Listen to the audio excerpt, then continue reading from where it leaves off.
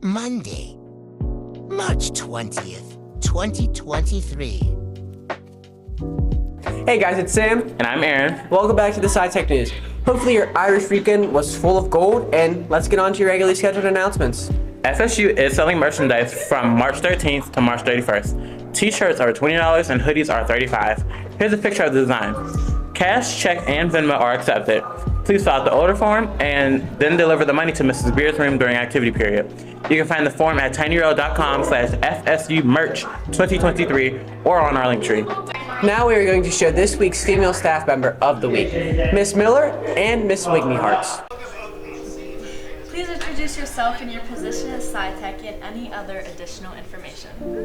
Hi, I'm Miss Miller. I teach civics to 9th graders here at SciTech.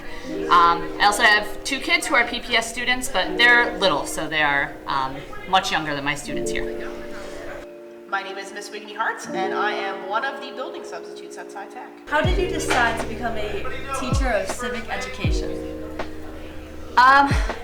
When I first started teaching, I taught more history courses, and that's actually what I thought I was going to want to teach when I was in college.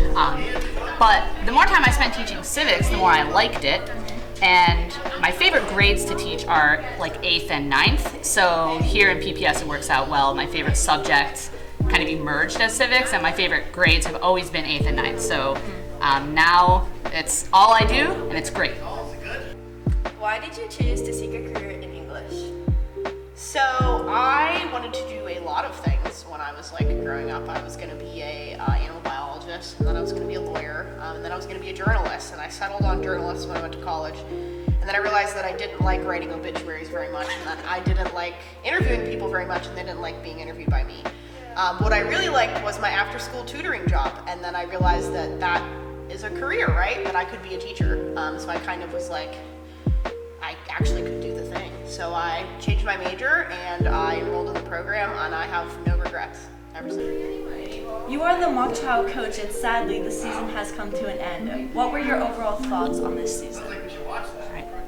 I love mock trial. It's great.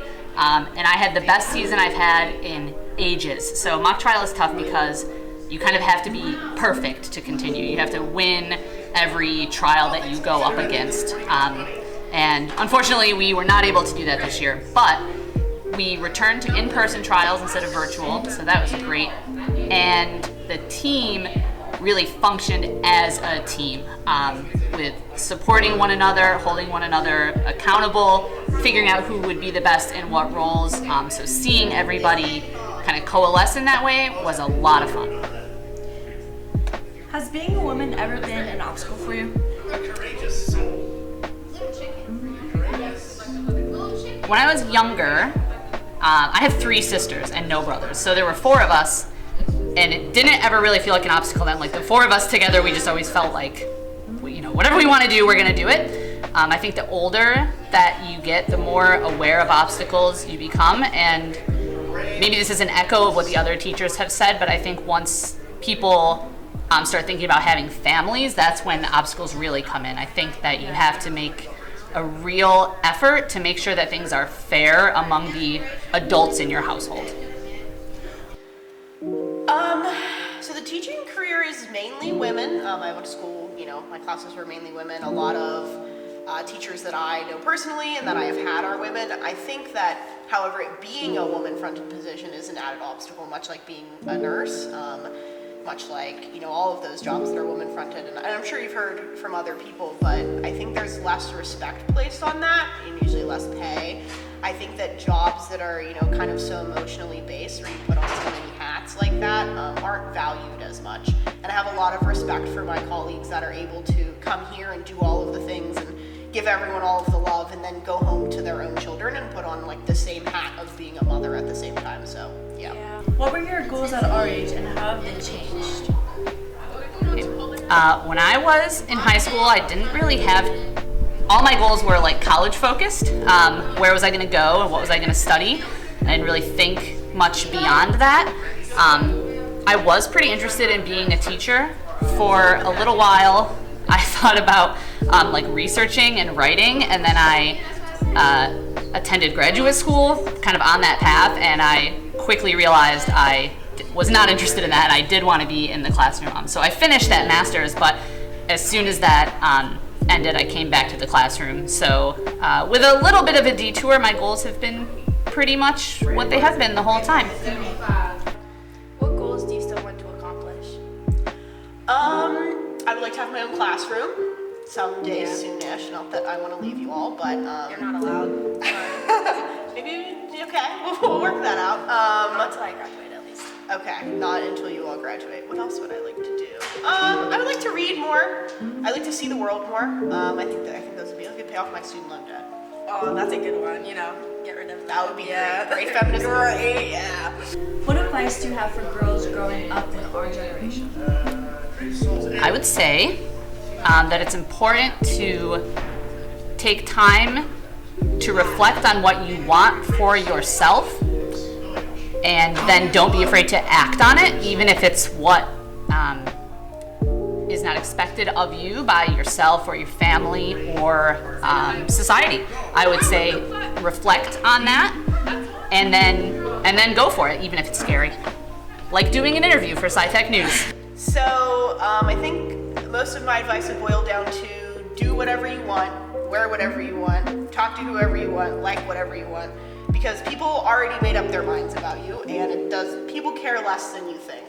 I know when I was growing up, there's a lot of things that teenage girls enjoy are stupid and they're, lame and they're lesser than other things, but it's not, like if you love Taylor Swift and you want to read a Sarah Dessen novel, then you do you. Yes. And I think also the most other important advice I have, the most important relationships that you will have when you're growing up and even when you're my age are the relationships you have with your girlfriends. So I think that it's important to value those and tell your friends that you love them whenever you can. Slay feminist queen. Slay. All right, thank you.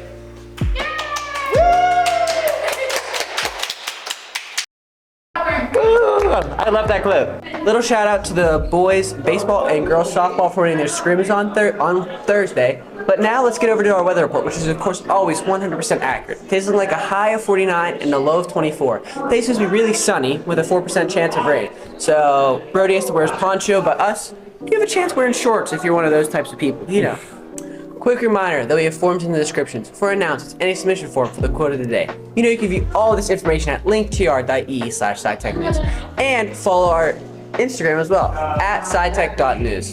And honestly, if you're not following or you don't have it bookmarked, what are you even doing? Literally. Come on. It's 2023. It's already March. Everybody has Instagram. Yes. Well, boo you, Brian. To recap today's interlude, get your FSU merch, visit our Linktree, follow our Instagram, and happy March. Finally, we have our quote of the day. These bell times are literally 1984 by Jimmy. I don't know who Jimmy is, but okay. That's it for today's episode. Thanks for watching SciTech News, and as always, bye everyone.